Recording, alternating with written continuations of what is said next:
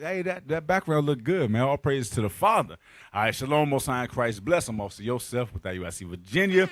And welcome to Mid-Morning Medicine. All right, shout out to Officer Yawanathan who did Daily Bread, man. It's a Virginia Marathon. You know, it's a Virginia Marathon. Before we get started, right, we're in the building. We're in the building because Virginia's South. You already know. All right, before we get started, go ahead and donate. All right, we got a whole lot of work to do, and, you know, we got very few laborers, man. Pray for the laborers, man. And also pray for the funds, man. We need the funds, all right? So we're going to get started.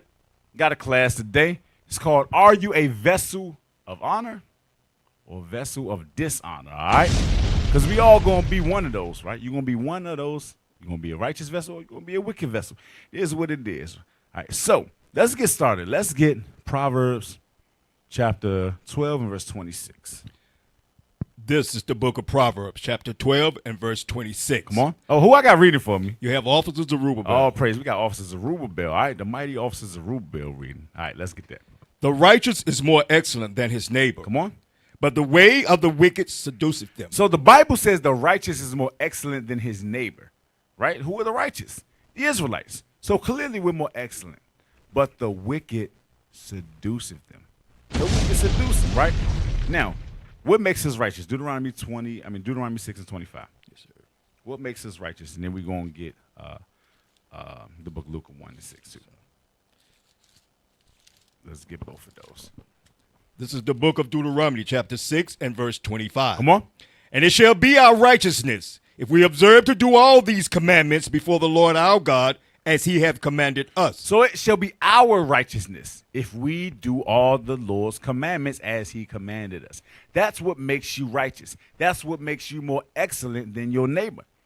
You understand? So if you're not keeping no commandments, you're not righteous and you're not excellent, all right? Luke 1 and 6. Start at verse 5. Yes, sir.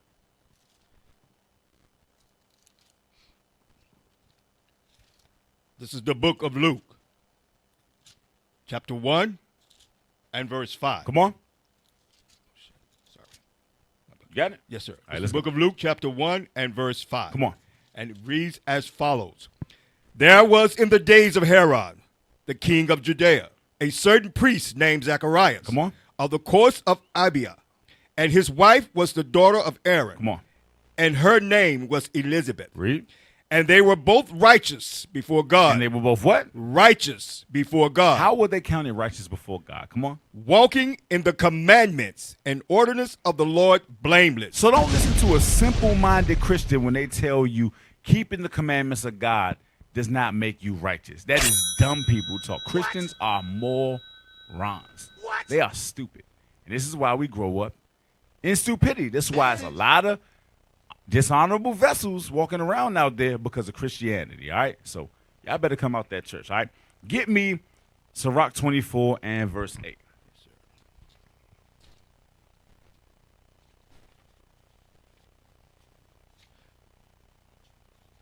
This is the book of Sirach, chapter 24 and verse 8. Come on. Let's go.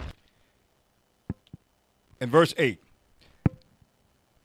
Got it? So the creator of all things gave me a commandment. Come on. And he that made me caused my tabernacle to rest. Come on. And said, let thy dwelling be in Jacob. Come on. And thy inheritance in Israel. We read this all over the Bible, but there's no way you can get around this book is for the children of Israel. There's no way you can get around that, right? Verse 9. Verse 9. He created me from the beginning, before the world, Come on. and I shall never fail. That he is talking about Christ. God created Christ from the beginning, before the world. That's what this is talking about. Come on. In the holy tabernacle, I served before him. Come on. And so was I established in Zion. Come on. Likewise, in the beloved city, he gave me rest. Read. And in Jerusalem was my power. Where his name is. Come on. And I took root in the honorable people. And I took root in the what? Honorable people. He said, I took root in an honorable people. Christ took root or came through the lineage of the Israelites. Christ is an Israelite. That's what that's talking about. He took root in an honorable people. Read. Even in the portion of the Lord's inheritance. Isaiah 42 and 21. What makes the children of Israel honorable? Because we were all supposed to be honorable vessels. But what happened? At least that's the way the Lord intended us to be. Right, but what happened? Why are there so many dishonorable vessels? Why is there so much debauchery going on in the world with our people? Why are we the poster children for everything that was wrong with the world? Because God made us honorable and we chose to be dishonorable. That's why. Read what you got. What makes us honorable? This is the book of Isaiah, chapter 42 and verse 21. Let's go. The Lord is well pleased for his righteousness' Come on. sake. For his righteousness' sake is he magnifying. Read that again. Read that again. The Lord is well pleased for his righteousness. For his righteousness' sake. For his righteousness' sake. Come on. He will magnify the law Come and on. make it honorable. He will magnify the law and make it honorable. Now, was the law never honorable? The law was always honorable. Why did he have to magnify it and make it honorable? Because we made it dishonorable. We were using the laws for all manner of wickedness instead of the purpose it was intended to be used for. We were using it against our people rather than to be a benefit to our people. Kind of how like the Christian church does today. They'll use the law. They'll tell you the laws is done away with, but they'll enact the law of tithes and offerings when they want to get your money. Or they'll tell you that the laws are done away with, but then they'll also tell you you got to have charity. Well, that goes into keeping the laws. So is it we don't have to keep the laws, or do we have to keep the laws? Christ said he had to magnify the law and make it honorable, but the laws was always honorable, and they were given to an honorable people. All right, give me Sirach, chapter 17 and verse 11. Who did God give it to? Because he said, Christ said he took root in an honorable people. This is the book of Sirach, chapter 17 and verse 11. Come on. Beside this, he gave them knowledge. Come on. And the law of life for an inheritance. God gave the Israelites the law of life for a heritage. So these honorable laws was given to this honorable people. That's what made them honorable. Verse 12. Verse 12. He made an everlasting covenant with them and showed them his judgments. All right, Sirach 24 and 23.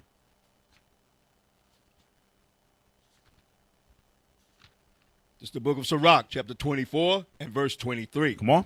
All these things are the book of the covenant of the Most High God. Come on. Even the law which Moses commanded for inheritance. Come on. Unto the congregations of Jacob. Unto the congregations of Jacob, meaning the 12 tribes of Israel. So these honorable laws was given to the Israelites. You can't dispute that. We're not making this up. We're just reading the Bible. Anybody who thinks different is a moron. All right? Give me Jeremiah 2:21. So Christ said he took root in an honorable people, right? In an honorable people. Now today we're not an honorable people. I'm just being honest. We're working our way back to that. All praise to the Most High for the bishops, the deacons, the captains, the officers, the soldiers, doing their part to restore honorable behavior to the 12 tribes of the children of Israel. So we're doing the work, but we got a long ways to go. All right, read what you got. This is the book of Jeremiah, chapter 2, verse 21. Come on. Come on. Yet I had planted thee a noble vine. God said he planted us a noble vine. Give me the definition of noble. What does that mean? God planted the children of Israel a noble vine. Give me that definition. I'll read it myself as soon as you put it on the stage. I say the stage. All right, scroll down. Second definition, all right? And give me them synonyms as well. So it says, having or showing fine personal qualities or moral principles and ideals. So synonyms, righteous, virtuous, good, honorable, honest, upright, upstanding, decent, worthy, uncorrupted, moral, ethical, reputable, magnanimous. Y'all thought I didn't know how to say that word, didn't you?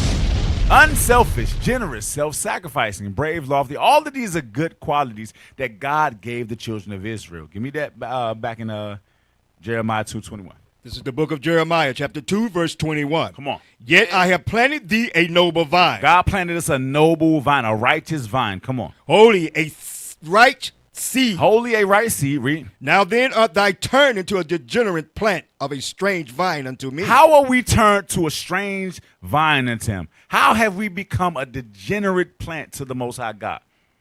Give me degenerate, the definition for that, so that we understand what he's talking about. He planted us a noble vine and we became degenerate, all right? Drop down definition 2. And we're going to get the synonym. So, lacking some property. That's not the one I want. Scroll down. That's the one I want. Give me those. So it says, an immoral or corrupt person. Similar, reprobates. Yeah, I heard that in the scriptures. Debauchee, rake, profligate. I don't know how to say that. Libertine, pervert, deviant, retrograde, right? So this is what we became when we forsook the laws of God. We became an immoral and corrupt people. But we were planted noble. All right? Drop that. Give me the first video, all right? I'm going to show you a couple of examples of what a degenerate people look like. Now you tell me, is this nobility?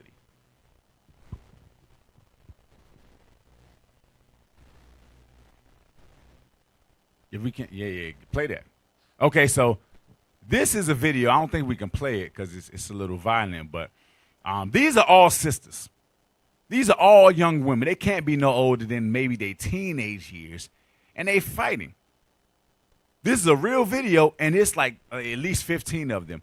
And when you watch the video, they sitting up here in the middle of the area, and they beating the crap out of each other because nobody taught them that they were noble people. Oh, go ahead. There you go. These is young women. Thank God for ladies in waiting, or our sisters end up like this. Now look at this crazy stuff. Now why they sitting up here? They live amongst each other. Look, the dudes sitting up here getting out the damn way. That's how you know these women is crazy as hell today. They bugged out of their mind. They act like men. This is masculine behavior on young women. And all of them gonna grow up talking about something. Why can't I find a good man? How the hell you gonna find a good man acting like this? Nigga, you are a man. How the hell you gonna find a man and you acting like a man? It makes no sense. And people say we hate women and we a cult. They don't even know why they hate each other like that. They don't even know why they act like that. But we a cult and we hate women. We just graduated, sisters. Virgin. I bet you top dollar most of them ain't no damn virgin. I guarantee you most of them ain't no virgin. I guarantee you the whole hood popping them. That's why they act like that. They full of spirits. They got legion on them. But we a cult. And we hate our women. What? We just graduated about 6, 7 virgins here in Virginia. That's right. And we hate our women. We teach our sisters to hold on to their fidelity, onto their chastity, to be modest, to be in order, to not do dumb stuff like this. And we a cult and we hate women. That's crazy. Bro, people are stupid. Stupid. And if you believe stupid people, meanwhile, nobody got nothing to say about this. No, none of the people that talk and speak against us ain't got nothing to say about this evil that happened in our community. They want you acting like this. They find it entertaining. Look at these crazy niggas. It's crazy as hell, bro. All right, drop that. I don't want to look at that no more. It's pissing me off. Give me the next video.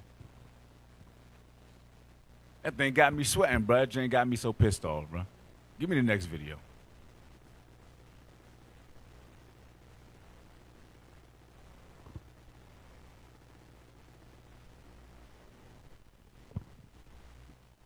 You got it?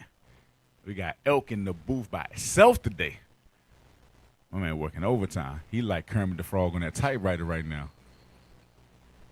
All praise. That's a good brother, man. You got it? Let's go ahead and put it up there. Like a rock, you can depend on. I ain't got. That's the little boy? Watch this. Listen to this young boy.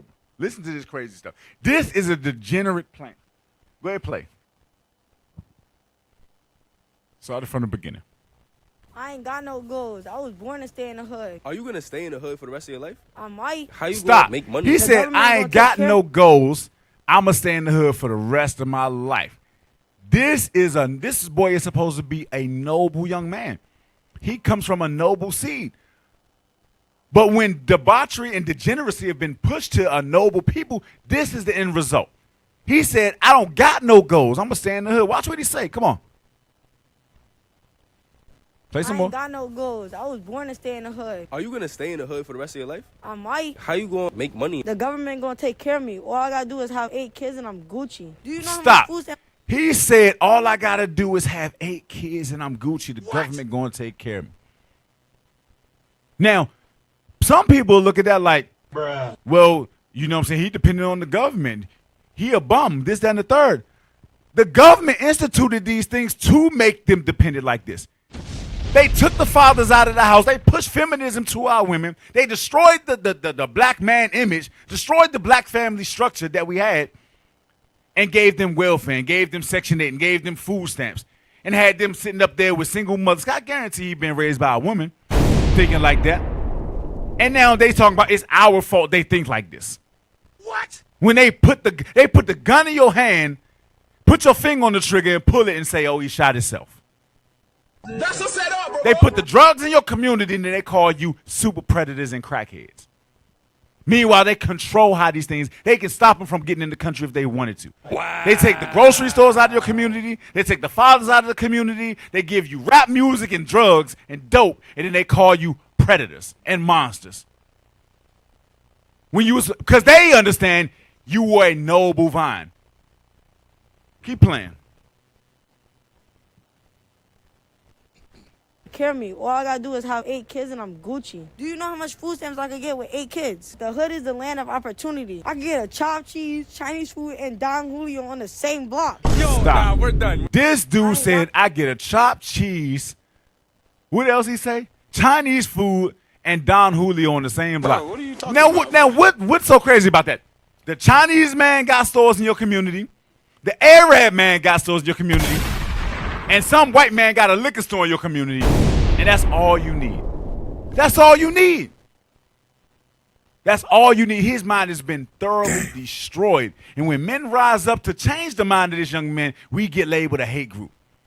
Our sons ain't in here talking like this. But I might smack fire out of my son if he talk like this. And mean it. The hell you mean all you need is a chopped cheese and some Chinese food and some Don Julio on you good? Boy, one of you don't pull your pants up and get your tail out there and mow that damn grass. This is why fathers is important in the community. Drop that. Next video. Yeah, that's why they lack respect. You know what I'm saying? We raising sons and daughters to be righteous men and women, and we a damn cult. But the white man teach, if you don't, black man, black woman, if you don't raise your kids, that white man will. And that's what the hell you gonna turn your sons and your daughters into. Y'all better raise your kids. I get annoyed when I hear sisters complain about raising their kids. They're your kids. Raise them, or that white man will. Play the next video. Come on, this is also debaucherous. He supposed to be from a noble seed. And he teaching people. Now listen to this nonsense, bro. Go ahead, play it. I would have been swallowed up. Have you ever been swallowed up? Have you gone through a time of swallowing? No! Everything was overwhelming. Run it back, bro. This dude crazy, bro. Swallowed Bro, what are up. you talking Have you about, ever man? been swallowed up? Have you gone through a time of swallowing where everything was overwhelming? What? I No. would have Yeah, been take that off, bro. No. No. I've Swallowed never up. been swallowed up. That's never happened. I've never dealt with that, bro. I've never dealt with that, bro. That's crazy talk. He telling on himself. This is a leader in the community. This is a preacher. This is a person who's supposed to be teaching the Bible. This is why our men are weak as hell today. This is why the men are leaving the Christian church. They got a grown man sitting up there wearing the epitome of what looks like a nightgown. Sitting up there, have you ever been swallowed up? You ever swallowed? Who is this? Whose man is this? I would have been. Whose man is this, bruh? Whose man is this? This somebody's father, bruh. This somebody's father talking about have you ever been swallowed up? That's crazy, bro. One too many Diddy parties, bro. All right, was that it? Was that the last video? All right, give me Exodus 23 and 2. Exodus 23 and 2. What made us a degenerate plant when we were supposed to be a noble vine? This is one of those things that made us degenerate. Come on. This is the book of Exodus, chapter 23 and verse 2. Come on. Thou shalt not follow a multitude to do evil. God told us we are not to follow a multitude to do evil. You know right from wrong.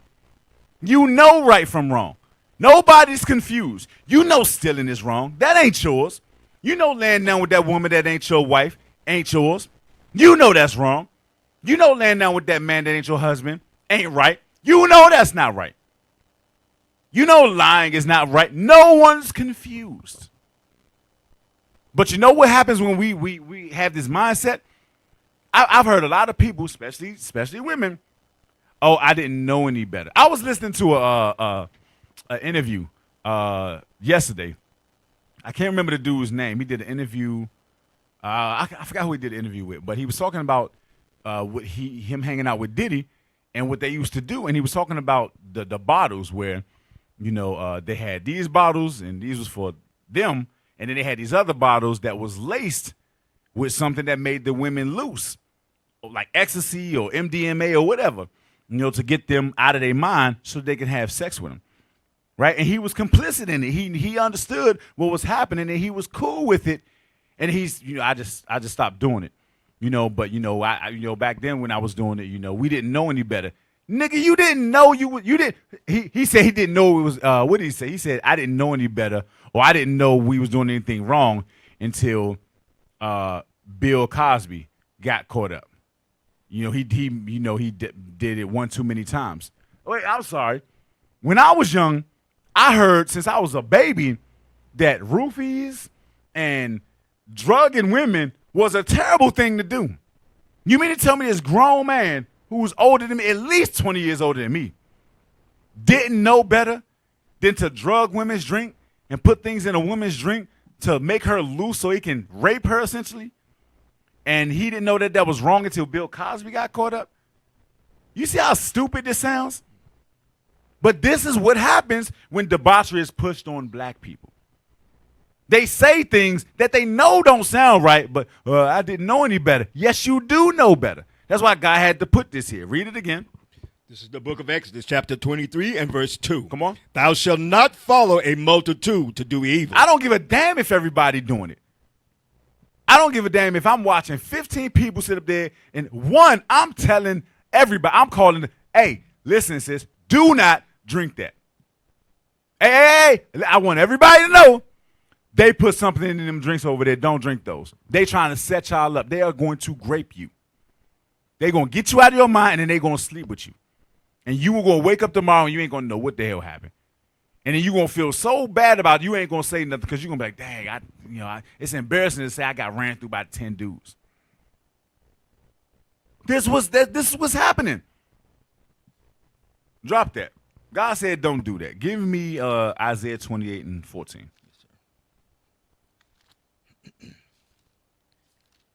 It's the book of Isaiah, chapter 28 and verse 14. Come on. Wherefore hear the word of the Lord, ye scornful men. Come on. That rule this people which is in Jerusalem. So they're talking about the leaders because we got a lot of pseudo leaders today. A lot of so-called leaders today. Your LeBron Jameses, your would have been swallowed. And all these people are so-called leaders in the community, right? Read. Because ye have said, we have made a covenant with death. We have made a covenant with death. We were supposed to be a righteous and noble seed, but we made a covenant with death. Come on.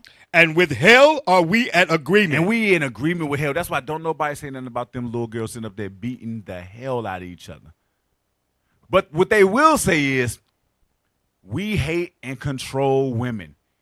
And we abuse women by telling them, stay a virgin. If you have never known a man, never know a man until you be married. Love your father. Love your mother. Learn to love your husband. Learn to love your children. And we hate women. But nobody says nothing about them girls. I guarantee a lot of people don't even know stuff like that doesn't happen. Come on. And with hell are we at agreement. And with hell are we at agreement. Come on. When the overflowing scorn shall pass through, it shall not come unto us. Come on. For we have made lies our refuge. Right. They don't think nothing evil going to happen to them. They think because they got some money. I think Lil Wayne said years ago, I don't know about racism. I am a rich black man. I have millions of dollars. Really? Really, Negro? You don't think racism exists? Bruh. Well, maybe not, because now he got blonde hair. He got like 3 blonde dreads holding on for dear life. So maybe he don't think racism exists. He's the white man in his mind. Come on. And under falsehood have we hid ourselves. And under falsehood have we hid ourselves, because God's laws are the truth.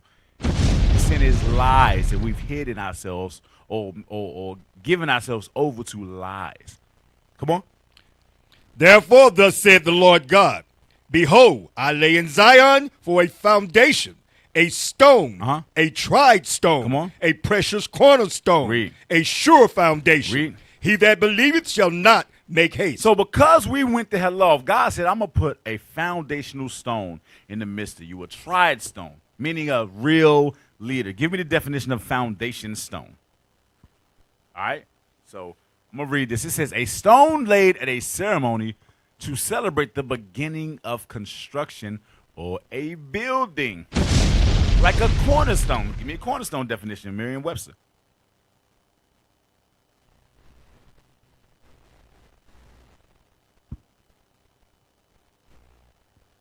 All right, so cornerstone. All right, a stone forming a part of a corner or angle of a wall. So a cornerstone, a foundational stone. Something based upon which something is builded. That's what this is going to. Give me Ephesians 2:20.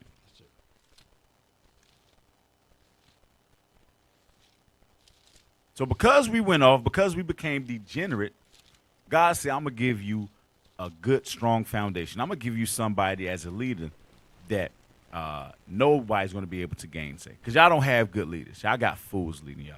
Read what you got. This is the book of Ephesians, chapter 2 and verse 20. Come on. Come on. And are built upon the foundation of the apostles and prophets. That's us. That's the bishops. That's the deacons. That's the captains. And everything that we're doing is building upon that foundation of those men. Come on. Jesus Christ himself. So Christ is the chief of those. Come on. Jesus Christ himself being the chief cornerstone. So the foundation is Christ. He's the chief cornerstone that we read about in Isaiah the 28th chapter. And the foundation that was laid, that he laid, was the apostles and the prophets, the bishops, the deacons, the captains, the officers, the soldiers, the brothers, the MOV. Christ built all that. And he the chief cornerstone. He's the leader. And we follow him.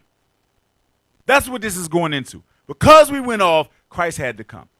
Oh, these crazy niggas was going to keep going off. Drop that. Isaiah 28:17. Yes, sir.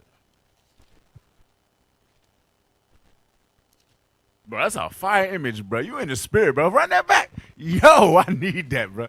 I need a garment like that.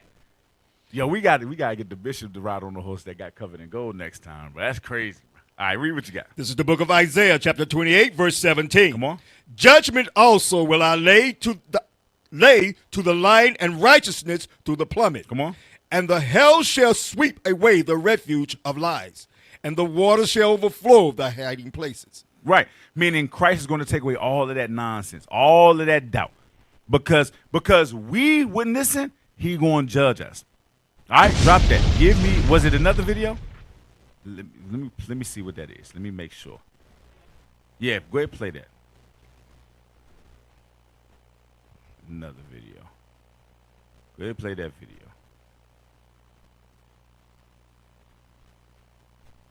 Yep, that's it. Watch this. Now, don't forget the point. Are you a vessel of honor or dishonor? Watch this. Hey, listen, you take somebody great, you put them around mediocre people, their greatness gonna go away. They're gonna become mediocre. You take somebody mediocre and surround them around great people, they become great. You are who you hang around. You are what you do. Great people don't talk about other people. Great people don't make excuses. Great people be great every single day in and day out, no matter how they feeling, no matter what's going on in life. Hey, listen, Right. you take He somebody- said some heavy stuff. Play it again. Play it again. He said some heavy stuff. Play it again. Hey, listen, you take somebody great, you put them around mediocre people, their greatness gonna go away. They're gonna become mediocre. You take somebody mediocre and surround them around great people, they become great. You are Stop. who- He said you take somebody great and you put them around mediocre people and their greatness going to diminish. You take somebody that's mediocre and you put them around great people, they're going to be forced to become great. Bishop says it all the time. If you're the smartest person in the room, find another room. If you're the strongest person in the room, find another room. You should always be striving to elevate. You should always be striving to get around somebody who knows more than you so that you can elevate. If you are constantly hanging around the same type of people and you are not going anywhere, you might be a dishonorable vessel. Because honorable vessels are always growing, always changing, always adapting, always elevating. And unrighteous or dishonorable vessels are diminishing. Keep playing. Who you hang around. He said you are who you hang around. Don't talk about other people. You are who you hang around. Keep playing. He said, oh, run it back just a few seconds. A few seconds. Surround them around great people, they become great. You are who you hang around. You are what you do. Great people don't talk about other people. Great people don't make excuses. Great people be great every single day. Stop. He said great people, honorable vessels don't make excuses. They be great every day. Whether it's they got to lose the weight, whether it's they got to increase their study habits, whether they got to start reading 8 chapters a day, whether they got to start teaching 3 classes a week, whatever. Or whether they trying to go to camp every time it's out there, whatever. Great people do great every day. Every day. And that don't mean you perfect. You ain't going to make no mistakes. But if you an honorable vessel, you going to strive to be great every day. You're going to find something about yourself to change and work on and get better at every day. That's right. Just like if you're trying to get in shape, you going to work on your biceps today. You're going to work on your back tomorrow. Make sure you get a good old magneto.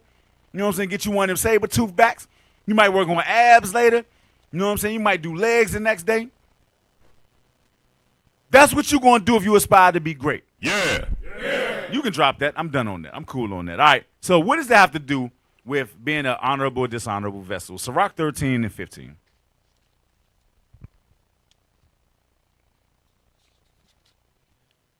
Sirach 13 and 15. Yes, sir. This is the book of Sirach, chapter 13 and verse 15. Come on. Let's go. Every beast loveth his like. God said every beast loveth his like. In the world we heard, what did it say? Birds of a feather flock together. So if you got a whole group of friends and they all hoes, and you the good girl, it's only a matter of time if you keep hanging around them before you a hoe. Message. But on the other hand, if you're a bunch of good girls and y'all got a whole friend, it's only a matter of time. She either going to leave y'all alone and go out there and keep being a hoe, or she going to be so ashamed being around y'all being a hoe, she is going to change and become more righteous. That's whole life. That's the power of influence. That's the power that the Lord gave us on earth. That's why he said, let your light shine that men may see your works and glorify God. That's why he said that. Read. And every man loveth his neighbor. Come on. All flesh consorteth according to kind. All flesh consorteth according to kind, meaning you hang around what you are. You hang around. If you don't like studying, you're going to be around people who don't like to study. If you like studying, you're going to be around people who like to study. If you like traveling, going to see the leadership, you're going to be around people who always traveling, trying to get around leadership. If you don't like traveling, you're a homebody, you're going to be around people who don't like traveling. If you don't like going to war, if you're a Sabbath day Israelite, you're going to hang around only Sabbath day Israelites. Every beast consorteth to kind. Read. And a man will cleave to his like. And a man will cleave to his like. Come on. What fellowship have the wolf with the lamb? So what fellowship does a wolf with a lamb? They don't fellowship because a wolf is going to eat a lamb. And lamb don't want no part of a wolf. Read. So the sinner with the godly. So the sinner with the godly, meaning if you are an honorable vessel, you have no business dealing with a dishonorable vessel unless it's to reprove them. Christ told you, have no fellowship with the unfruitful works of darkness, but rather reprove them. You don't hang out. You don't be the brother you sitting up here reading the Bible, you hanging out in the damn strip club talking about I'm trying to save the hoes in there because they can get the kingdom of heaven too. Maybe she just trying to, pay her way through college. What? You ever heard that before? Every stripper is paying their way through college. Bruh. Niggas done watch Players Club too much, bro.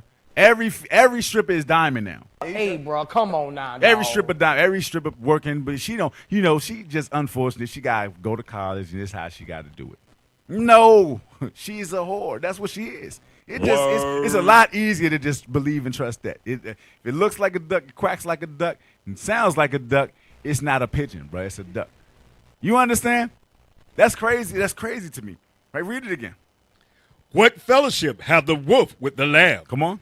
So the sinner with the godly. So a sinner does not have fellowship with the ungodly. And the godly does not have fellowship with the sinner. They are opposed to each other. Was that it? Yes, sir. All right, so let's get some examples. 2 Chronicles 20 and 36. Yes, sir. Watch this. This is what happened when you join yourself to a dishonorable vessels. You put yourself in a position where you potentially become a dishonorable vessel. You put yourself in a position where you potentially are at risk of becoming a dishonorable vessel. That's why who you surround yourself with is so important in this truth, in life in general. I was talking with Cap the other day, and we was talking about how a lot of us grew up in the projects, and some people you would have never thought they came up in the projects based on how they move. But we was like, there's all kinds of people in the projects. It was nerds in the projects. It was good girls in the projects. It was whores in the projects. It was thugs in the projects. It was ball players and hoopers in the projects. It was the brother that or the sister that had it was a scholar, academia in the projects. But a lot of those people, I've seen nerds become thugs. I've seen good women, good girls become whores. You know?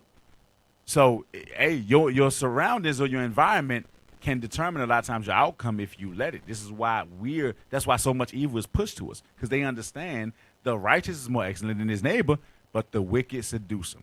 Right? That's why these things are pushed on us. All right, read what you got. This is the book of 2 Chronicles, chapter 20 and verse 36. Come on. And he joined himself with him to make ships to go to Tarshish. Come on. And they made the ships in Ezangabar. Come on. Then Eleazar, the son of Doviah of Marshiah, prophesied against Jehoshaphat, who was a righteous man. Come on. saying, because thou hast joined thyself with Ahaziah. Because you, Jehoshaphat, joined yourself with Ahaziah, the king of Israel, a wicked, evil man, a dishonorable vessel. Come on. The Lord hath broken thy works. Come on. And the ships were broken. Come on. They that were not able to go to Tarshish. Yeah, you're going to get yourself judged. I'm going to judge you because I made you to be an honorable vessel, and you joined yourself to this dishonorable vessel. 2 Chronicles 19, verse 1. We read 1 and 2. Yes, sir. 2 Chronicles chapter 19, verse 1. And Jehoshaphat, the king of Judah, returned to the house in peace to Jerusalem. Come on. And Jehu, the son of Hananiah, the seer, went out to meet him. So this is a prophet. A seer is a prophet. Same thing. Read. And said to King Jehoshaphat, come on. Shouldst thou help the ungodly? Should you help the ungodly? Jehoshaphat, you're a righteous man. You are honorable vessel. Should you help an ungodly man? Come on. And love them that hate the Lord? And love them that hate the Lord? Come on. Therefore is wrath upon thee from before the Lord. Like I said, when you join yourself to dishonorable vessels, you put yourself in position to be judged by the Lord. You make yourself a dishonorable vessel. That's what we're reading about. All right, what else? Give me Matthew 6:24. Matthew chapter 6 and verse 24.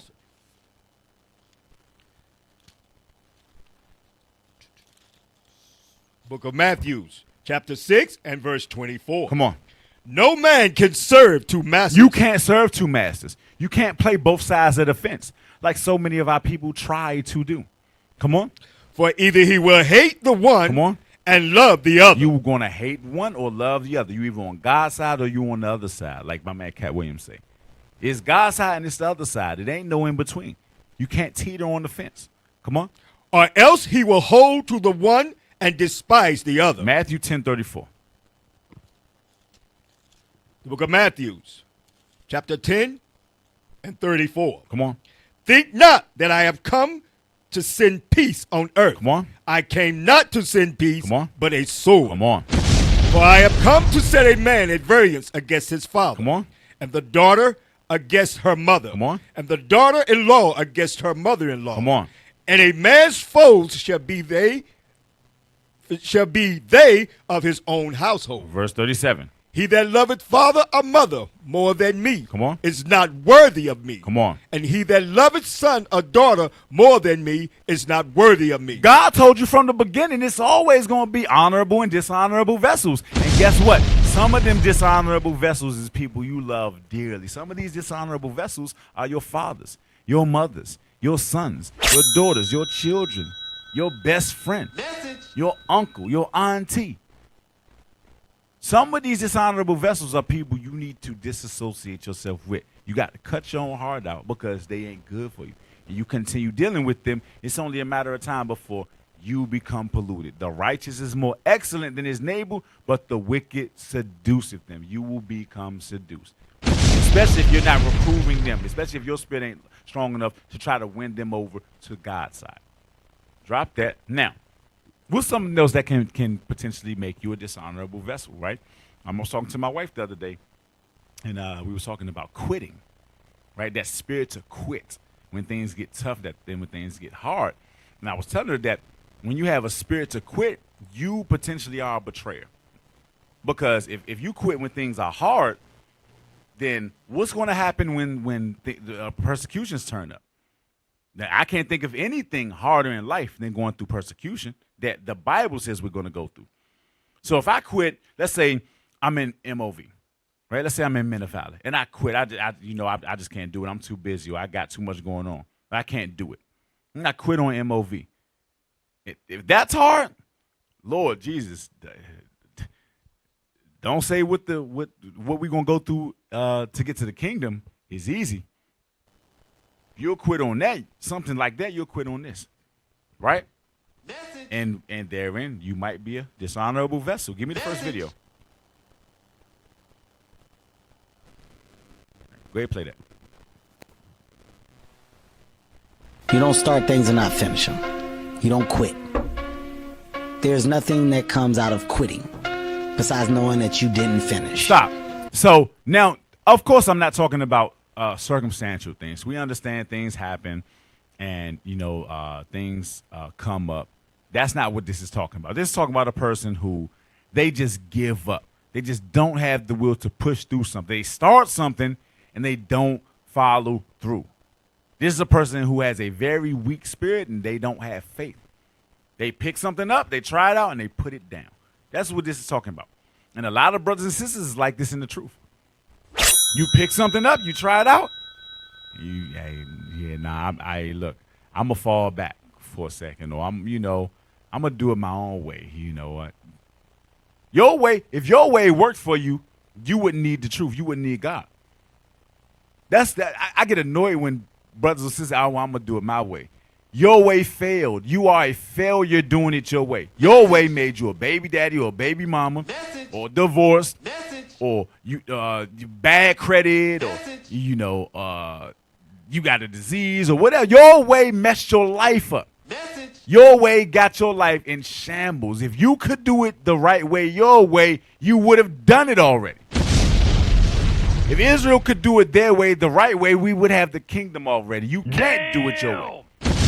When you say stuff like that, you are saying, I'm a quitter. That's what you're saying. This is too hard, and I don't think I can do it. I don't have the fortitude and the discipline to do this. Therefore, I'm a quitter. When the going gets tough, the tough get going. That's what they say. Keep playing. We finish everything. You start it, finish it.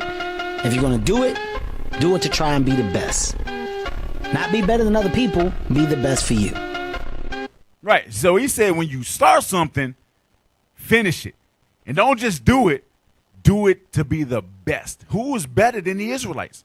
We above all nations. Cap told me a long time ago, that was his favorite scripture, Deuteronomy 7:6. And I believe it because you have to move like you believe that. And you can tell who believes that by how they move. And you can tell who don't believe it by how they move. That's right. You can tell who really believe they're above all nations. No, you're not going to be great at everything. You're not going to be the best at everything. But you're going to move like you're the best at everything if you believe it. That's how you're going to move. right? Drop that. Give me the next video.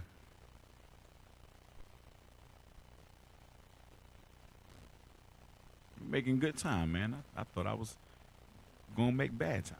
We doing all right, man. We doing all right, ZB. Give me that next video. Yes, sir. That's right.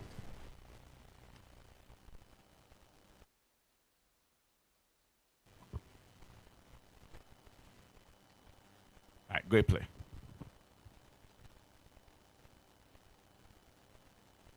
Because I think a lot of people who quit, I think they tend to probably have people in their circle who are like, yeah, like it's hard, or they will talk them down even before they get to going, and then almost like coddle them when they're, and then like almost like people seemingly convince other people to not succeed at their goals because they're not succeeding at their goals. That's because I think that's a heavy point. He just said, play it again, run it back. Not this guy. a lot of people who quit, I think they tend to probably. A lot of people who quit, I think they tend to probably have people in their circle who are like, yeah, like it's hard. Stop. Or they he will, said a lot of people who quit have people in their circle that will enable them. Hey, yeah, nah, that's hard. You can't do that. And if you go for it, y'all in an agreement. Every beast consorted according to kind. If you got a lazy, weak, I can't do it spirit, then you going to hang around. Lazy, weak, I can't do it spirit. Everything's hard. Everything's so difficult. The hardest things in life bring the most success. It like lifting weights. Some of the most in shape people put their body through rigorous training. It's hard. It hurts. They go home, especially leg day. I hate leg day, but I understand the benefit of leg day.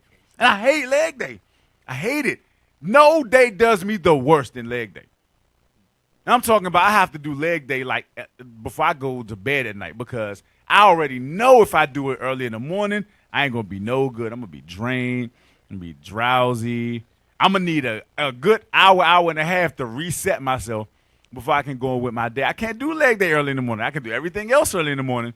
Can't do leg day early in the morning. I hate leg day, but it has its benefit. So I'm going to do it. It's hard, though. It's hard as hell. But you get benefits from it.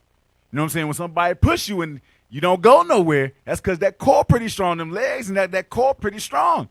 You know what I'm saying? But if you know, a lot of brothers want to be a Dorito on 2 toothpicks, man. They want to have a little triangle body. They got two little toothpicks because they skipping leg day because it's hard. Don't skip it because it's hard. A lot of people surround themselves with a bunch of it's hard, I can't do it people. Play. talk them down even before they get to going, and then almost like coddle them when they're, and then like almost like people seemingly convince other people to not succeed at their goals because they're not succeeding at their goals. Right. You'll have a lot of people because I think a lot of you have a lot of people coddle people. And when you coddle people, they fail. When you don't tell people the truth, they fail. When you don't tell people about themselves, when you don't tell them the real, they fail. And you setting them up for failure. You got to tell them the truth. You got to tell them the hard truth. You got to tell them they lazy. You got to push them to be great. Or you that person that's in the circle that you not pushing them to be great because you don't want to be great. You're not pushing them to be an honorable vessel because you might not be an honorable vessel.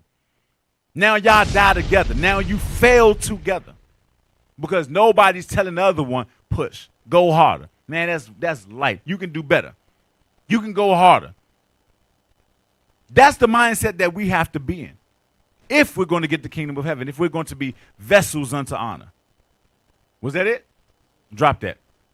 Luke 9:62. Yes, sir.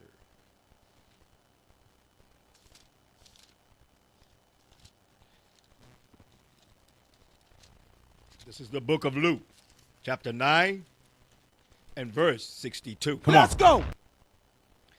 And Jesus said unto him, no man having put his hand to the plow and looking back is fit for the kingdom of God. God said quitters are not fit for the kingdom of God. That's what this is talking about.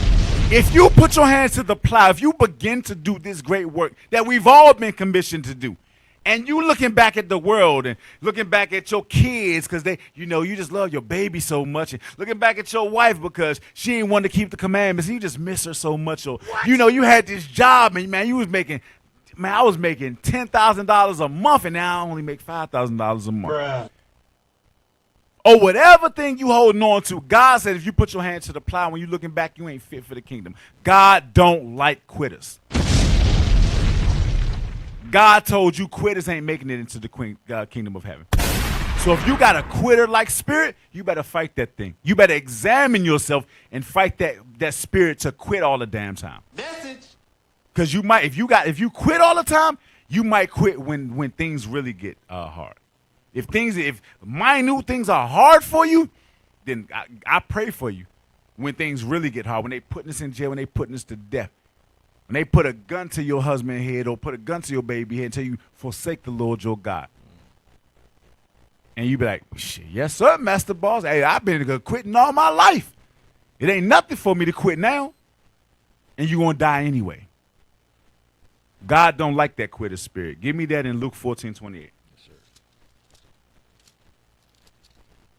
Book of Luke, chapter 14 and verse 28. Come on. For which of you intending to build a tower sitteth not down first and counteth the cost? Everybody needs to examine whether they really about this walk or not. When I first came into the truth, back in I think 2016, the first thing I sat down and said with my wife was, you either with me or you against me. And I intend to be great. And I intend to go hard. You roll with me and we good. We going together. That's what I told my wife. And I told her it's going to get to a point where I'm going to be gone a lot. I already saw the vision. I'm talking about I'm to Brother Joseph 2016. And I already understood, hey, yo, the more I push in this truth and the harder I go, the less I'm going to be at home. And you got to be okay with that. And she said, okay. And today she reminds me what I said. Yes, Today sir. she reminds me what I said because she's seeing it happen. She understood I had that vision. That vision was instilled in me by my leaders. Because I sat down when I first decided, man, I'm going to go and I'm going to get around these brothers wearing purple and I'm going to do what they do. And I'm going to strive like they strive. And I'm going to strive to be great like that. I see the greatness in them. I counted the cost. I'm like, man, the stuff they saying going to get them killed. I guess I'm going to get killed too. And I'm going to miss time with my wife and my kids. Well, they do too. A lot of us don't count the cost. That's why when the price gets too heavy, a lot of us book it. Read it again. This is the book of St. Luke, chapter 14, verse 28. Come on.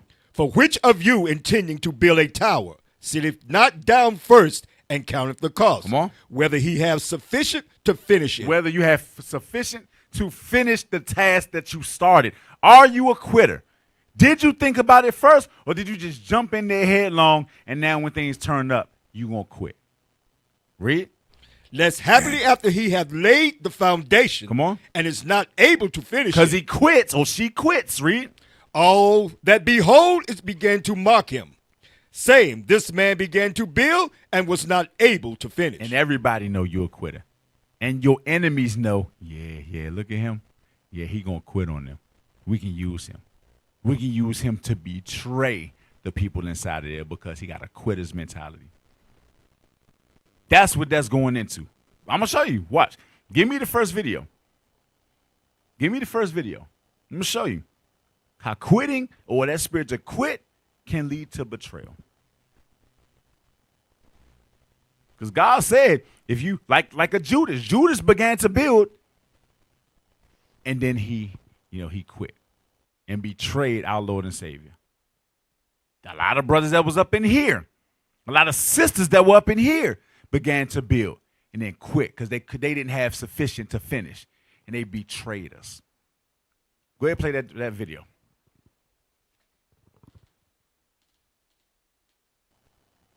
My man look bugged. My man look touched by palsy, bro. Bring it back, man. Go ahead. There's a level of betrayal that you can't come back from. So the thing is about that, for you to be in that situation and conspire, and then you issue the final blow to the heart, goodbye.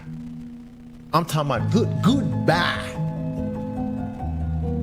Yo, my man thinking about that. Look, he might be a betrayer, bro. He might have got cut. You know what I'm saying? He might have got cut, bro. He might have been about to betray him. And he might, yo, damn. Do he know something? He got that look on his face like, damn, he might know something, bro. And he wearing a cross. There are a lot of people already determined that they're going to give up. A lot of people looking for their way out. That's why a lot of people, when they give up, they quit, what's the first thing that they say? Officer Yawanathan said it in the class earlier. A lot of people, when they quit and they leave, the first thing they say is, I left IUIC because leadership this and the bishop this and captain did this, and it's always our fault. They always become a proverbial victim.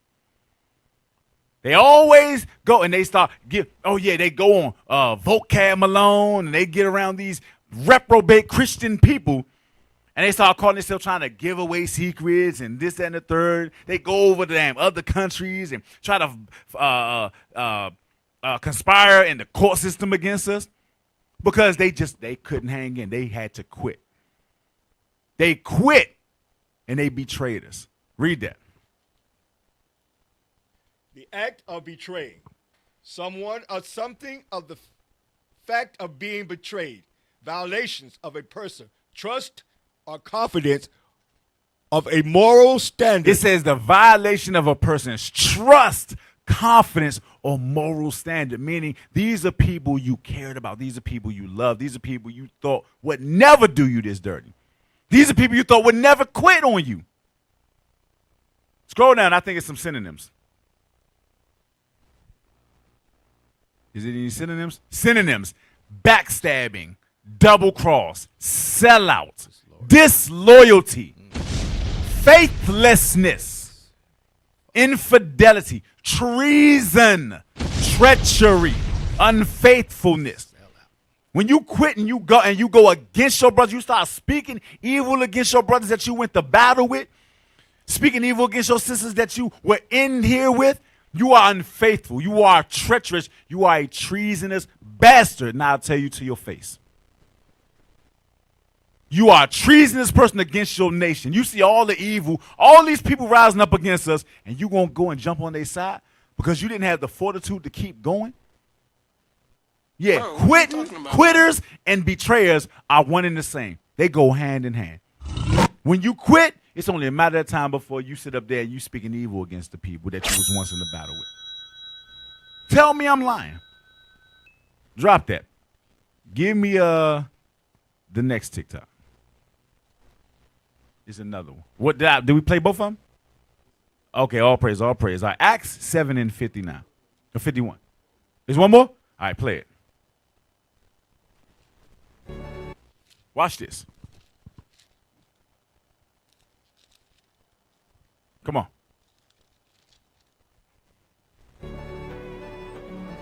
But I still believe in my heart that he will not betray me, for he has no reason. Who needs a reason for betrayal? Stop. So, hey, bro, this show was fire in the beginning. It kind of fell off towards the end, but I guess the dude named Ragnar, he talking to his buddy Loki or Floki or whatever the hell his name is, something like that. And he talking about his brother, right? His brother was making some questionable moves, and he told his man, "Nah, let him live." You know what I'm saying? Because I have faith in my brother that he won't betray me.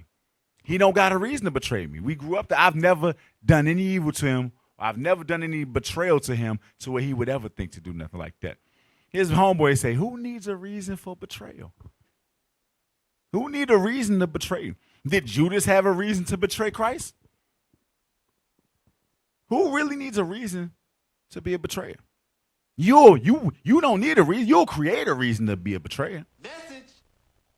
A lot of people betray because, like I was saying before, they quitters. They ain't got it to keep going. They don't have it in them to discipline themselves to endure to the end. And rather than say, you know what, I'm the devil, and I just ain't got it.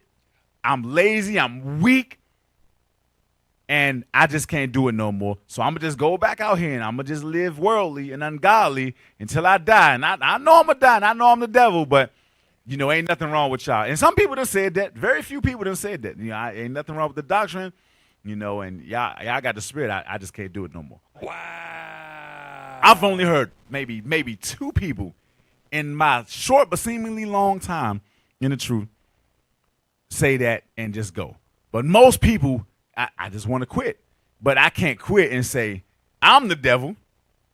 Nah, you the devil. The bishops, the deacons, they the devil. No, nigga, you the devil. Because who really needs a reason to betray? You gonna make up a reason to become a betrayer. Go ahead, play it again. That you will not betray me. But I still believe in my heart that you will not betray me. For he has no reason. Who needs a reason for betrayal? One must always think the worst of another, even of your own kin. He said, one must always think the worst, even of your own kin. That's heavy. That's a heavy statement because nobody wants to think that. But what he ultimately said was, give me that real quick. Hold on. I got it somewhere in here. Give me that in Sirach chapter 6 and verse 13. Watch what he said. He basically said, suspect everybody of everything. That don't mean you treat them bad and you sit up there giving them the side eye and stuff like that. Nah, you treat them with dignity and respect. Just don't be surprised if they stab you in the back. Because only a person you love and care about that's close to you, as your own flesh, got the ability to stab you in the back. Your enemy can't stab you in the back because you're not going to turn your back on your enemy. You understand, you see your enemy, you on guard. You peeping him. It's your brother, it's your own, it's your sister that you turn your back on because you don't think for 1 second they would stab you in the back. And that's what he told you. That's what he just told them. Yeah, suspect them of everything. They don't need a reason to betray you. They'd do it just for whatever reason they create. You better be careful. God told you this. We didn't need the white man on Vikings to tell us. God told us it. Read. This is the book of Sirach, chapter 6 and verse 13. Separate thyself from thine enemies. Come on. And take heed of thy friends. He says separate yourself from your enemies and take heed. Be very careful with your friends. Because those are the ones that will betray you. Those are the ones that will hurt you the most. Now, drop that. We're gonna revisit that later. I jumped the gun on that. But I couldn't let it go by. He said something heavy. Give me Acts 7 and 51. This is the book of Acts, chapter 7 and verse 51. Come on. Ye stiff-necked and uncircumcised in heart and ears, ye do always resist the Holy Ghost. Come on. As your fathers did, so do ye. Come on. Which of the prophets have not your fathers prosecuted? Persecuted, come on. And they have slain them which show before of the coming of the just one. And they killed the righteous who spoke about Christ, come on. Of whom ye have been now the betrayers. The what? The betrayers. Come on. And murderers. A lot of times you know you a dishonorable vessel when you got the spirit of betrayal and hatred on you. You got hatred for your brother or your sister, you might be a betrayer. You might be a dishonorable vessel if you can't shake that. Because that's always been the spirit of a unrighteous or unprofitable vessel. That's why he said, of whom ye have been now the betrayers and murderers. You were those murderers and betrayers of old. And you back today, you doing the same thing that you did back then. Anyway, give me that in Matthew 20 and 18. Yes, sir. This is the book of Matthew, chapter 20 and verse 18. Come on. Behold, we go up to Jerusalem, and the Son of Man shall be betrayed unto the chief priests and unto the scribes, and they shall condemn him to death. Right. This is talking about Judas. What reason did Judas have to betray Christ? But he did it anyway. He found whatever reason he was going to use, whatever his lust was, and he betrayed Christ into the hands of sinful, dishonorable men. What? Mark 14 and 10.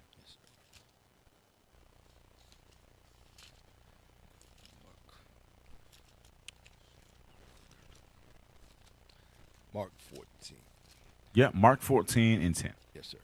This is the book of Mark, chapter 14 and verse 10. Come on. And Judas Iscariot, one of the 12. One of the who? One of the 12. One of the people that was close to Jesus. Read. Went unto the chief priests to betray him unto them. To betray him unto them. Verse 11. Verse 11. And when they heard it, they were glad. And when these wicked Negroes heard it, they were glad. They were happy. Wow. Dishonorable, distrustful, treasonous men. Read. And promised to give him money. And promised to give him money. Read. And he sought how he might conveniently betray him. And he saw how he might conveniently betray him. Now, where in this did Christ do anything evil to this man where he was willing to sell himself out for betrayal? Just like many people that come up in here. And then they leave and they say, somebody did them evil. And nobody did them evil. But they'll concoct a reason to justify what they did, which is betrayal. And God has no good thoughts towards betrayers. Drop down to verse 41. Verse 41. And he cometh the third time, and saith unto them, Sleep on now, and make your rest. It is enough, the hour is come. Behold, the Son of Man is betrayed unto the hands of sinners. Into the hands of who? Sinners. These are the scribes and the Pharisees. These are his own people. God called them sinners, unprofitable servants, dishonest men, dishonorable vessels. But they were planted a right seed. They were planted a noble vine from a noble tree. But because they went cahoots with the Romans, with Pilate and with Caesar, they couldn't see that they was about to put their own brother to death, a righteous man, somebody who was sent to die for them, to death. They couldn't see that they using their own brother, who by him doing what he going to do with them, he going to condemn himself to die as well. So a man that walked with Christ, that had the Spirit, now he joined with some wicked men. Guess what he now becomes? A dishonorable vessel. But he was hanging with honorable vessels and had a chance to be in honorable vessels. Like I said in the beginning, a lot of brothers and sisters have the opportunity to be an honorable vessel, but because you put yourself around the wrong crowd, you become what they are. You diminish your light because you be on some friend-ish. Was that it? Verse 41? Yes, sir. All right, verse 42. Verse 42. Come on. Rise up, let us go. Lo, he that betrayeth me is at hand. Verse 43. And immediately, while he yet spoke, come Judas, one of the 12. Come on. And with him a great multitude, with swords and staves, with the chief priests and the scribes and the elders. Come on. And he that betrayed him had given them a token, saying, Whomsoever I shall kiss, that same is he. Take him and lead him away safely. Read. And as soon as he was come, he goeth straightway to him and saith, Master, Master, and kissed him. This is a wicked Negro. This is an evil man. And many of you brothers and sisters in here got that same spirit. They did it over there in the UK. You know what I'm saying? A sister tried to call her herself giving the whole damn layout. Because she couldn't do it no more. I can't. Probably a lot of people leave because they want to scratch that itch. I couldn't sit up in here and not get stuffed until leadership said I could have a husband. Well, brother sit up there. I get tired of my right and my left hand, man. And now they betray the truth so they can go out there and deal with a harlot. A lot of times it be something as simple as that, right? Matthew 27:1. Matthew 27:1. We're going to read down to 5. We're almost done. This is the book of Matthew, chapter 27 and verse 1. Come on. Come on. When the morning was come, all the chief priests and elders of the people took counsel against Jesus to put him to death. So the people that Judas betrayed him into the hands of, their only goal was to kill him. That was all they wanted. And they was able to use him to do it. Come on. And when they had bound him, they led him away and delivered him to Pontius Pilate, the governor. Come on. Then Judas, which had betrayed him, when he saw that he was condemned, repent himself. Oh, so sometimes when you do something evil, you regret it. Satan leaves you a lot of times. Satan will sit up there and lead you to the evil. And as soon as you fall into it, you go and rob a bank. And then Satan leave you. You sit up there holding the money bags. How the hell did I get here? What the hell am I doing? What? You ever had that moment? Like a lot of times that be with fornication. You ever had that experience? You know, where you was in the world and you laid down. They call them what they call them. They call them a 2 at 10 and a 10 at 2. Yes, sir. You ever heard that before? Let me explain it real quick, right? So a 10 at 2, for those who went to the club, right? Mm-hmm. At 10 o'clock at night when the club popping, and you ain't drunk and you got your inhibitions with you, you see that woman or that man, for the record, as a 2. He a 2. He look bummy or she look not so attractive. She a 2. You ain't drunk yet. You know, your guard is up. But by the time 2 o'clock come, that same 2 is now a 10. What? 10 at 2 and a 2 at 10. And then, you know, you take them home and you do what you do. And then you wake up. You look over and you see a 2. Like, oh, dang. And you're like, what the hell what did I do? That's what just happened with Judas in the spirit. Satan was on him, and then when he did the evil deed, Satan left him. And now he's like, yo, I just betrayed the Son of Man. I just betrayed Jesus Christ into the hand of people that's going to kill him. I just betrayed the Son of God. Come on. Then Judas, which had betrayed him, which had betrayed him, come on, when he saw that he was condemned, repented himself. He tried to repent, read. And bought again the 30 pieces of silver. And tried to get the money back. Come on. To the chief priests and elders. Read. Saying, I have sinned in that I have betrayed the innocent blood. I betrayed this innocent man. He ain't guilty of death. Come on. And they said, what is that to us? So thou See thou to that. They like, we don't give a damn that you feel bad now that you betrayed the son of God. That's your problem. See to it. That's your problem, nigga. We got what we wanted. That's right. That's what happened a lot of time when you allow yourself to be used for evil, and then they leave you holding the bag. Damn. And now you just got this weighing on your conscience. He couldn't repent. He was doomed. Now he understands now I'm a dishonorable vessel. Read on. And he cast down the pieces of silver. He threw the money away, read. And departed and went and hanged himself. And he killed himself. Because he couldn't live with the guilt that I just betrayed the Son of God into the hands of evil men. He couldn't live with that. This was a man that could have been an honorable vessel. But gave himself into the hands of wicked sinners, and now he died the same thing that they're going to die. Right? Drop that. Proverbs 16:4. Sure. Proverbs chapter 16 and verse 4. Yes, sir. This is the book of Proverbs, chapter 16 and verse 4. Come on. The Lord have made all things for himself. Whether it's the righteous or the wicked. God made all things for himself. Come on. Yea, even the wicked for the day of evil. Even the dishonorable vessels to be destroyed in the end. Whichever one you may be. 2nd Ezra 9:22. Because like I said, we join ourselves to a lot of people that we shouldn't join ourselves to, you know, and then we wonder why bad things is happening to us. You know, you get in the car every week with what was that movie? Minister, was it Don't Be a Menace? Doughboy. Don't be a menace to society. Don't be a menace. Remember my man was sitting in the car? Let me out, though. Yeah, boys in the hood. He's sitting back there. He mad because they killed his boy. Then he's sitting back there like, man, they about to do some evil, bro, and I'm in the car with them. Hey, Doe, let me out, Doe. He understood. Word. He understood if I go with them, if they get caught up in some evil, I'm going to get caught up in some evil. And he separated himself from it.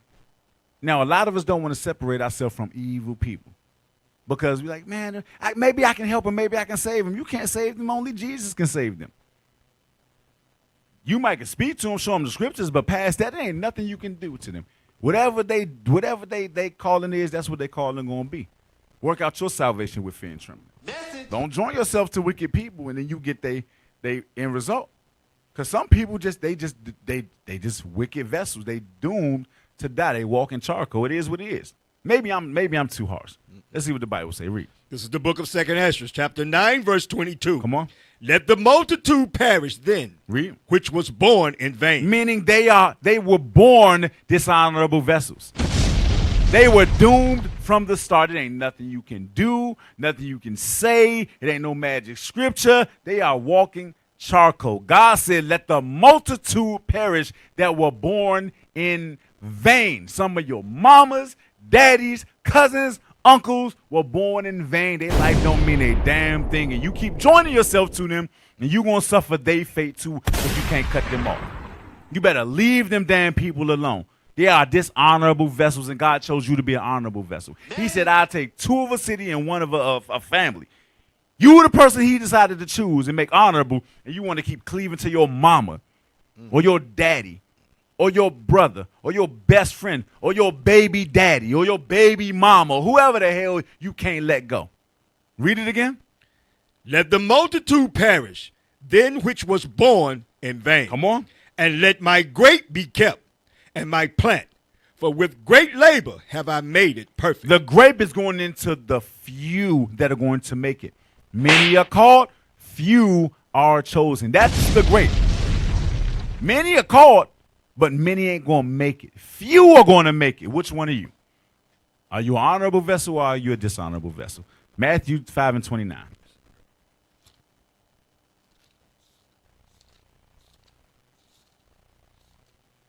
The book of Matthew, chapter 5 and verse 29. Come on. Let's go.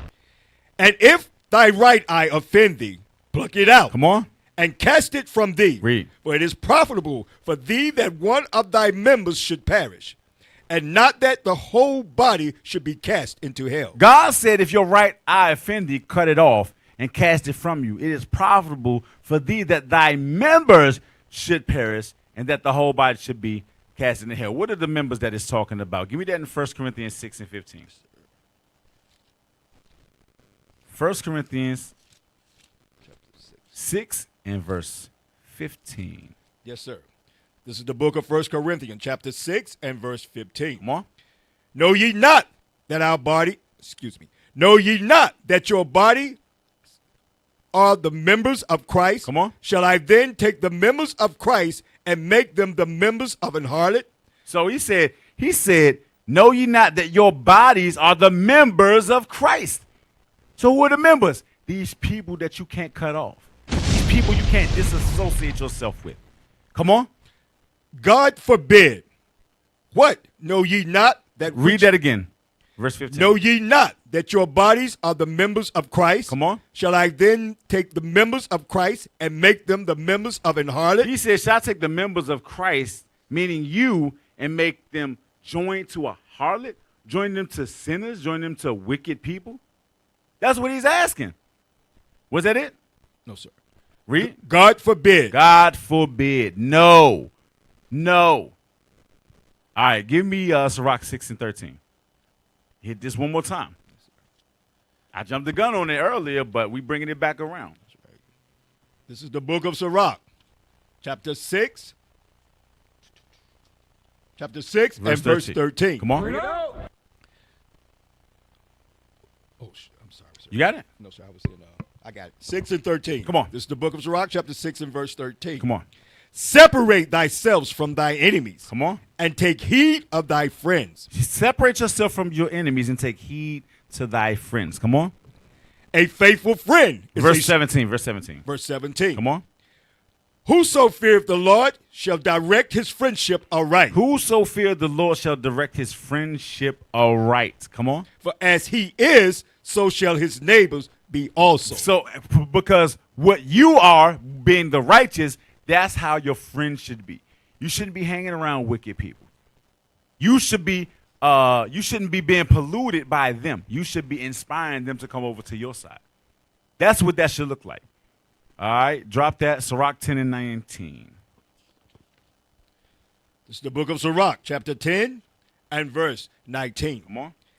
They that fear the Lord are a sure seed. Come on. And they that love him an honorable plant. Read that again. They that fear the Lord are a sure seed. They that fear the Lord are a sure seed. Come on. And they that love him an honorable plant. And they that love him an honorable plant. Meaning the honorable people are those that are going to do what God said do. They're going to keep the commandments. And therein they are honorable. Not dishonorable. Honorable plants. Read it again. They that fear the Lord Come on. are a sure seed. Come on. And they that love him an honorable plant. They that regard not the law are a dishonorable seed. Read that again. They that what? They that regard not the law Come on. are a dishonorable seed. They that acknowledge not the commandments of God are a dishonorable seed. So you understand which seed you are, or which plant you are, or what vessel you are, honorable or dishonorable, whether you got it in you to keep the commandments of God or not, regardless of what happens. That's how you know. Read on. They that transgress the commandments are a deceivable seed. All right, deceivable seed. All right, drop that. Give me Romans 9:21. Romans 9:21. This is the book of Romans, chapter 9 and verse 21. Come on. Have not the potter power over the clay? Come on. Of the same lump to make one vessel unto honor and another unto dishonor. Because people will say, well, we all come from Adam, right? Why would God make something if he was going to make it evil? Whoa. God, he God. You know what you can do. Like we understand this on a basic level. Let's say you're a toy maker, right? Got all these, let's say you make toys out of plastic. You got all this plastic or whatever the hell. And you make one toy, let's say you make He-Man. And you determine he's going to be the good guy. What's He-Man's evil do? I don't know. I can't. Skeletor, right? So the same clay or same plastic, you make one He-Man, and he the good guy. And then you make Skeletor, he the bad guy. You made one vessel unto honor, one to dishonor. One's the good guy, one's the bad guy, and that's your choice. So how when we get to God, we think God don't got the choice to make a good guy and a bad guy. What? That's what he did. These are my people, the Israelites, they the good guys. And these are Satan, these the bad guys. And they going to clash with each other. And the righteous is going to win over the wicked, and I'm going to destroy the wicked. That's what God got the ability to do. Of the same lump.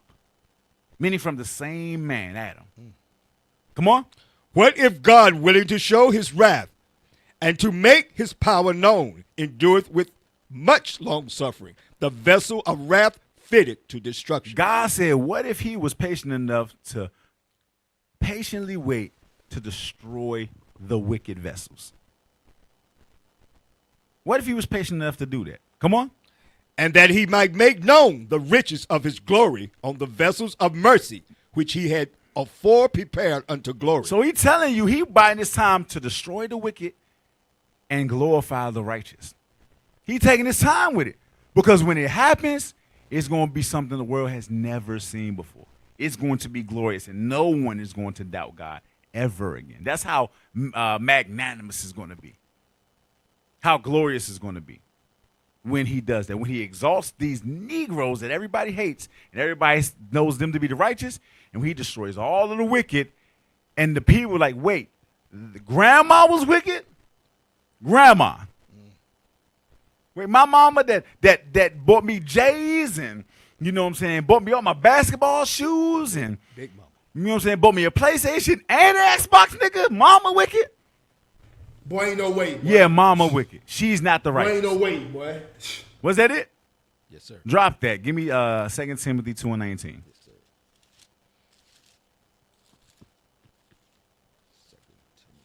sir. 2 Timothy 2:19. Yes, sir. This is the book of 2 Timothy, chapter 2 and verse 19. Come on. Nevertheless, the foundation of God standeth sure. Who's the foundation? Christ. And that's a sure foundation. And everything that was built upon Christ is going to stand. Those vessels are going to stand. He's going to say it, read. Having this seal, the Lord knoweth them that are his. God knows those that's on his side. And God knows those who ain't on his side.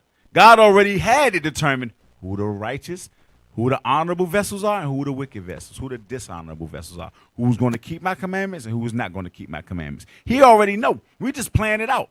We got to know. We got to find out. Are you a righteous vessel? Am I a righteous vessel? Or are you a wicked vessel? Am I a wicked vessel? We got to play it out. We got to play it out. So one day we all know. Christ already know, though. God already know. Read. And let everyone that nameth the name of Christ depart from iniquity. Read.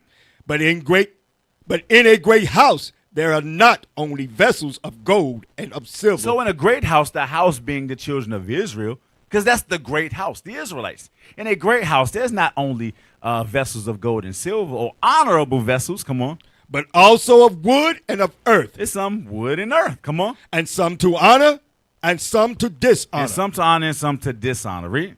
If a man therefore purge himself from these, he shall be a vessel unto honor, sanctified and meet for the masters. Meet for the masters. Meet for the master's use. All right, so, hey, which vessel are you? Are you an honorable vessel or a dishonorable vessel? Good for the master's use or set to be destroyed, all right?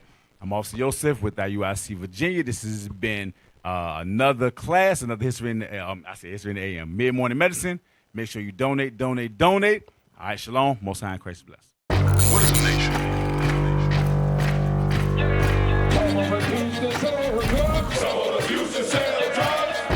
Nation is men leading by example.